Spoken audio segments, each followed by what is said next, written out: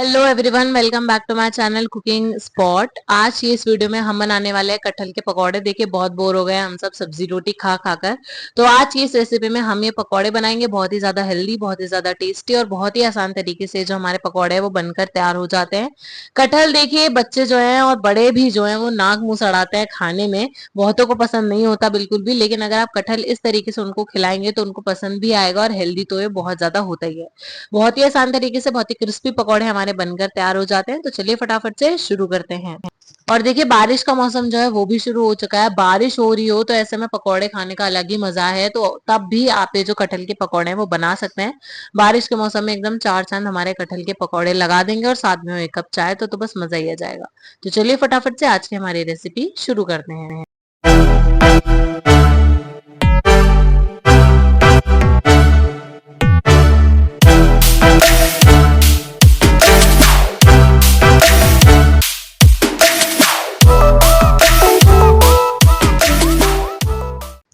तो सबसे पहले यहाँ पर मैंने ले लिया है आधा किलो कटहल, जिसे मैंने ठेले वाले भैया से ही छिलवा लिया था, क्योंकि इसे छीलना बहुत ही ज्यादा मुश्किल का काम है। तो ये काम मैंने उनसे करवा लिया था। अब हमें चाकू लेनी है और अब हम इसको छीलेंगे।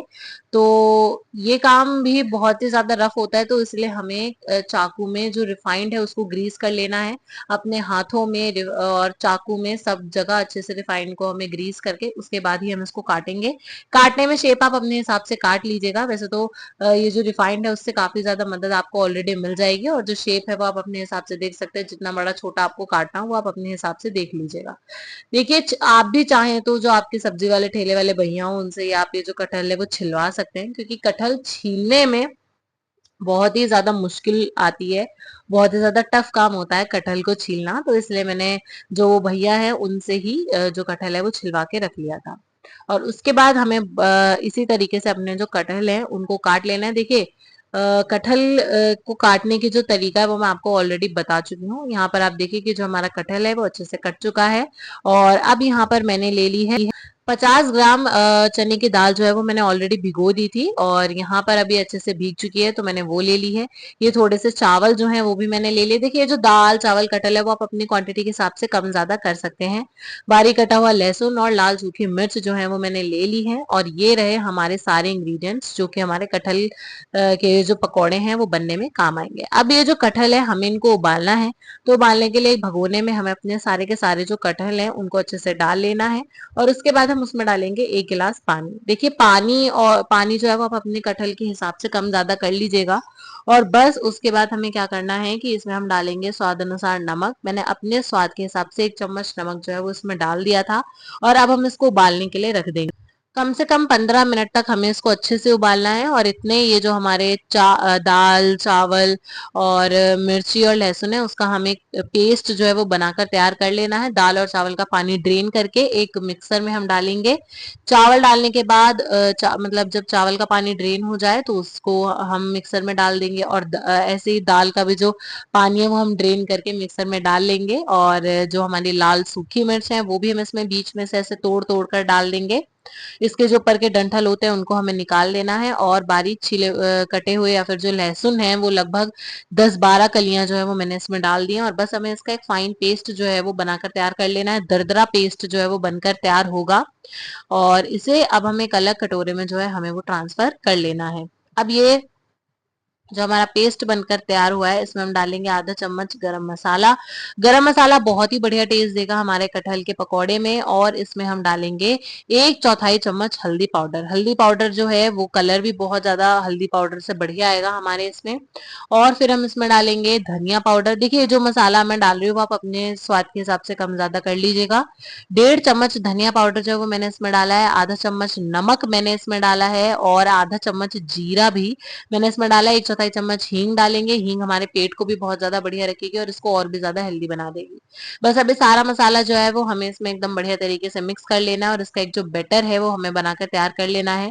बहुत देर तक हमें मतलब इसका जो मसाला है वो अच्छे से मिक्स हो जाए, इसको इंश्योर करने के लिए हम इसे अच्छे से घुमाएंगे। अच्छे से इसको हम मिक्स कर लेंगे। 15 मिनट के बाद यहाँ पर जो हमारा कटहल है वो भी उबल चुका है। आप एक बार चेक कर लीजिएगा, जब ये बहुत ज्यादा एकदम सॉफ्ट हो जाएगा इसका मतलब है कि जो हमारा कटहल है वो उबल चुका है। ऐसे हम एक बार चिमटे से दबाकर हम इसको चेक कर लेंगे। और यहाँ पर जो हमारा कटहल है वो उबल चुका है। तो अब हम गैस को कर देंगे बंद और इसको हम बाहर निकाल लेंगे। तो अब ये जो हमारे उबले हुए कटहल हैं, सबसे पहले तो हमें इनको हल्का सा ठंडा होने देना है, और जब ये हमारे जो कटहल हैं वो ठंडे हो जाएं तो एक एक करके हमें इनको इस बैटर में डिप करना है, और उसके बाद इनको हमें फ्राई करते जाना है। देखिए सबसे पहले बैटर में थोड़ा थोड़ा करके डिप करेंगे जो हमारे कटहल है, और रिफाइंड को मैंने पहले गर्म होने के लिए चढ़ा दिया था। तो जैसे जो हमारा रिफाइंड है वो अच्छे से गर्म हो जाता है, तो अब ये जो कटहल है उनको हमें ऐसे इसी बैटर में कोट कर करके डालते रहना है और उनको अच्छे से फ्राई कर लेना है। बस देखिए यहाँ पर जो हमारे कटहल के पकौड़े हैं वो बनकर तैयार हो चुके हैं। बस आपको इन्हें ब्राउन होने तक अच्छे से फ्राई कर लेना है। बहुत ही आसान तरीके से जो हमारे कटहल के पकौड़े हैं वो बनकर तैयार हो चुके हैं, इतने आसान तरीके से, इतने ज्यादा हेल्दी।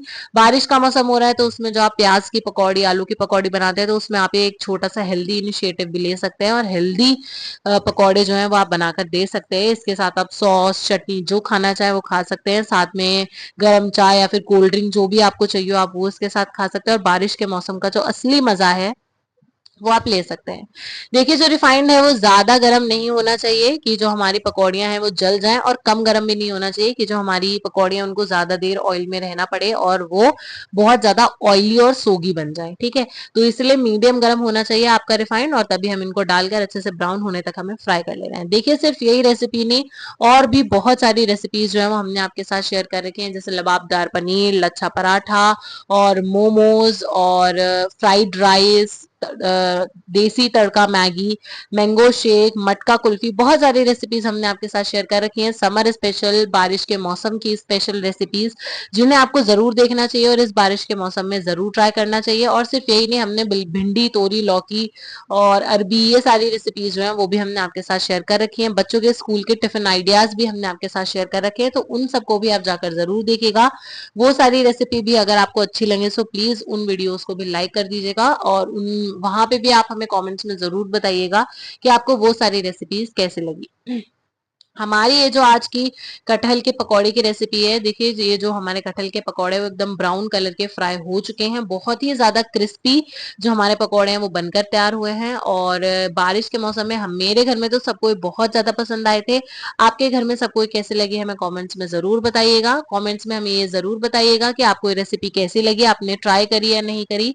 और ये भी बताइएगा कि आप दुनिया के कौन से कोने से, मतलब कहाँ से आप ये जो वीडियो है वो देख रहे हैं, ताकि हमें भी पता चले कि हमारी कुकिंग स्पॉट की फैमिली कहाँ कहाँ तक फैली हुई है। बाकी आपको अगर ये रेसिपी अच्छी लगी हो सो प्लीज इस वीडियो को लाइक करके चैनल को सब्सक्राइब कर दीजिएगा। सब्सक्राइब करने के बाद बेल आइकन को भी जरूर प्रेस कर दीजिएगा, ताकि हमारी किसी भी वीडियो का जो सबसे पहले नोटिफिकेशन है वो सीधा आपके पास पहुंचे।